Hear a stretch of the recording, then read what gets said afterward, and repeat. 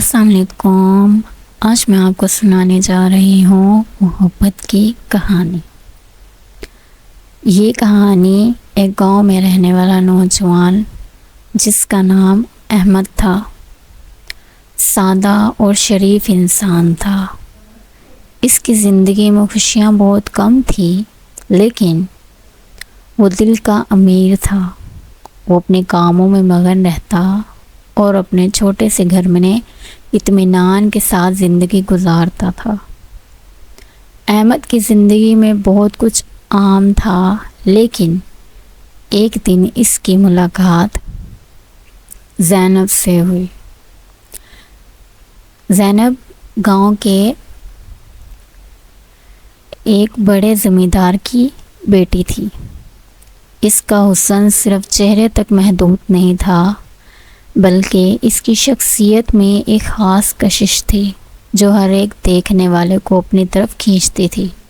احمد اور زینب کی پہلی ملاقات گاؤں کے درختوں کے نیچے ایک صبح ہوئی، جب احمد اپنے کام سے واپس آ رہا تھا اور زینب اپنے والد کے ساتھ کھیتوں کا جائزہ لینے آئی ہوئی تھی۔ احمد کی نظریں زینب پر جا ٹھہری۔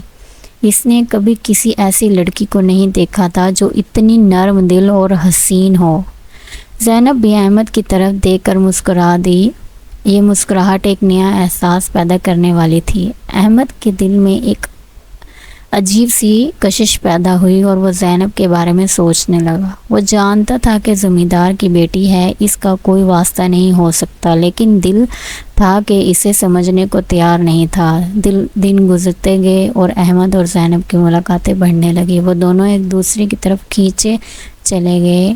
ان کی باتوں میں سچائی تھی، محبت تھی اور ایک خواب تھا جس میں وہ دونوں ایک ساتھ زندگی گزارنے کا سوچنے لگے۔ لیکن گاؤں کی روایات اور زمیندار کی عزت اور محبت کی راہ میں رکاوٹ بن گئی۔ زمیندار کے والد کو جب ان دونوں کی محبت کا علم ہوا تو وہ غصے سے بھر گیا۔ اس نے زینب کو سختی سے کہا کہ وہ احمد سے دور رہے، کیونکہ ان کے خاندان کا معیار کا نہیں تھا۔ زینب اور احمد کی محبت کا امتحان شروع ہوا۔ زینب اپنے والدین کے حکم سے مجبور تھی، لیکن اس کا دل احمد کی محبت میں ڈوبا ہوا تھا۔ احمد نے بھی فیصلہ کیا کہ وہ زینب کی عزت اور اپنے پیار کی خاطر خود کو پیچھے ہٹائے گا، لیکن وہ اس درد کو کب تک برداشت کرتا۔ ایک دن زینب نے اپنے والد سے ہمت کر کے کہا، بابا، محبت کوئی گناہ نہیں۔ احمد ایک شریف انسان ہے، وہ مجھے خوش رکھ سکتا ہے۔ لیکن زمیندار کا دل پتھر کا تھا، اس نے صاف انکار کر دیا۔ احمد نے گاؤں چھوڑنے کا فیصلہ کیا تاکہ زینب کی زندگی مزید مشکلات میں نہ پڑے۔